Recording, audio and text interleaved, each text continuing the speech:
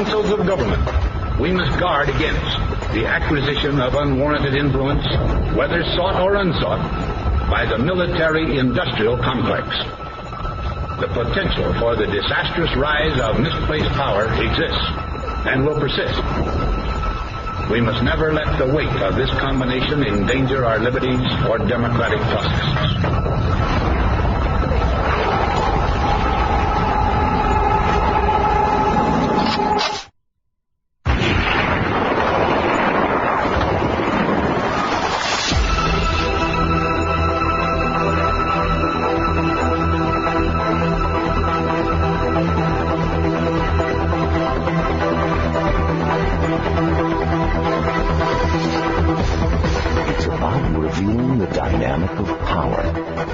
It's about illuminating the philosophies that shape our society. It's about scrutinizing history that we may save the future. It's about understanding control that we may act with free will. It's about truth, known and unknown. It's about reality, seen and unseen. It's about time to take a closer look. Your host is Michael Corbin. And good Friday morning to you. And today, as I promised, we're going to have a really, really powerful program. The watchword today is political corruption. That's kind of like the watchword every day, but political corruption is what we're going to be looking at today. And we're going to look at some significant corruption. And what we're going to be doing is we're going to be talking with a person here. You're familiar with her. But this material you're going to hear today has never, ever been published or broadcast. And it is the culmination of several years of intense research. Now, what I'm talking about, and it's kind of interesting that the program that we're doing is falling on the day that it is today, October the 28th. Because Special Prosecutor Patrick Fitzgerald had an indictment in his hand Friday morning and was standing before District Judge Thomas Hogan, who must sign off on the first official charges in the leak of a CIA operative's identity more than 2 years ago. Now, I'm reading this article from Fox News. Washington Post reporter Carol Leonig told Fox News that Fitzgerald was set to present the charge against Vice President Dick Cheney's top aide, Louis Scooter Libby, late Friday morning. Now, the indictment was expected to charge Libby with a felony for making false statements to mislead the grand jury. This is just the tip of the iceberg, folks. Now, Fox News has learned that Libby will step down as Cheney's chief of staff, and a replacement will be named as early as Saturday. The vice president's office will release a statement when the indictment is handed down. President Bush is expected to remark on the case in this afternoon today. Now, the charge is based on the assertion that Libby was not upfront with the grand jury about when he first learned the identity of CIA operative Valerie Plame, sources told Fox News on Friday. Libby had first told the grand jury that he learned her identity from reporters, but his own notes later showed he learned her identity from Cheney. Now, Karl Rove, President Bush's top political aide, is being spared from criminal charges on Friday, but the possibility he would later be charged remained open. This is very interesting, folks. Now, the special counsel has advised Mr. Rove that he has made no decision about whether or not to bring charges, and that Mr. Rove's status has not changed. Mr. Rove will continue to cooperate fully with the special counsel's efforts to complete the investigation.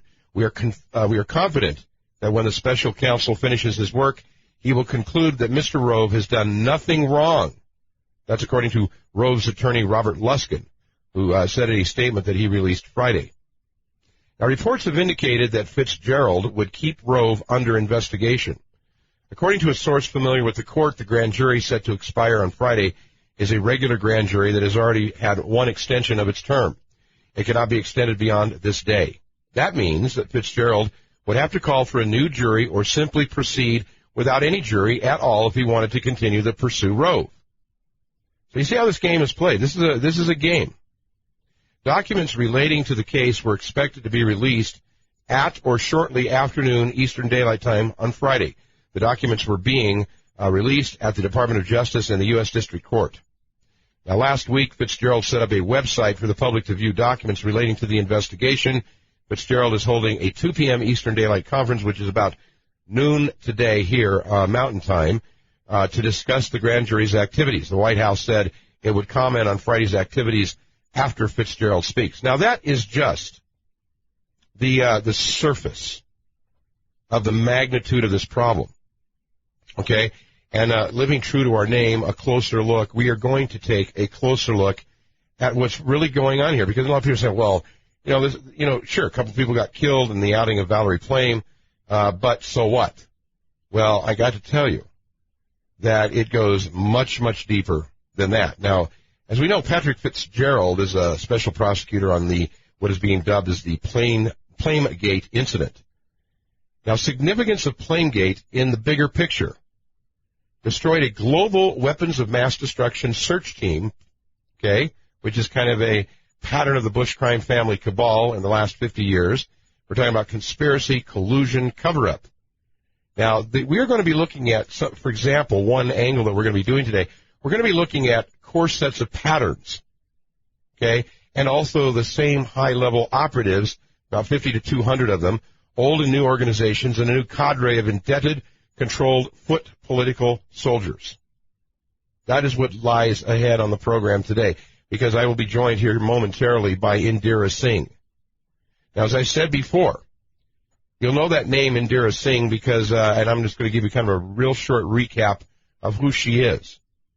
Indira is a IT specialist, and she was working for J.P. Morgan Chase Bank in New York. She'd been contracted by them to design an artificial intelligence software system that would work in real time in Chase Manhattan's banks all over the world, and it would be something that would detect fraud at the teller level or what have you. And it was through that job, that contract that she had, that she learned about a company in Boston called P-Tech. Well, what you've heard so far is just, again, it's just scratching the surface of a much, much bigger picture. And that is what we're going to be talking with her about today. As I said before, this material has never been made public. It's never been broadcast before, so you're going to hear it here first on this program. So without further ado, let's go to my guest, Indira Singh. Good morning, Indira, and thank you for being with me on the program today. Good morning, Michael. Thanks for having me back. No problem. Now, what I did was I started out here talking about this grand jury and the Plamegate investigator, Patrick Fitzgerald. Right. And we're talking about, the idea that as I understand it, Libby Scooter is definitely going to be indicted today, but they're holding off on Karl Rove. But the kicker here, what I find really interesting and puzzling, is that the grand jury's term expires today. That's so correct. the only way that they can continue an investigation of Karl Rove is to do it either, kind of solo without a grand jury, which I don't think is going to happen. And what I'd like to do is let's back into this conversation that we're going to have today. Let's start out with Patrick Fitzgerald. Who is this character? Well, Patrick Fitzgerald is someone that I've had in my crosshairs since he was involved with the quote-unquote prosecution of an Al-Qaeda, someone connected with Al-Qaeda, and in August 2003, he led the prosecution into this person. But his affiliation with terror and Al-Qaeda, shall we say, base terror goes way back. He, for instance, prosecuted World Trade Center 93, Sheikh Rahman. And after that, he served on a team of prosecutors investigating Osama bin Laden. Mm-hmm. After that, he served as chief counsel in prosecutions related to the 98 U.S. Embassy bombings in Tanzania and Kenya. So after 9/11, he shows up, and the very first 9/11 Al-Qaeda-related prosecution in the United States was to someone who ran a Benevolence International Foundation. This person is Inam Arnaut. That's A-R-N-A-U-T. Mm-hmm. And your listeners can, look up the significance of that. When he gave Inam Arnaut basically a free pass for the connections to Al-Qaeda and therefore 9/11, I knew we were in serious trouble. Mm-hmm. And here's how that happened. Benevolence International Foundation is mentioned in 9/11 lawsuits. They're on the terror list, the U.S. List of designated terror charities, and they're listed in the $1 trillion lawsuit brought by Motley Ness and Gershon against the Saudis, and also another 9/11 lawsuit. So Benevolence International Foundation is huge. It's big. It was based in Chicago, but it had arms in Boston and down in Texas. Inal Marnot was their main operative.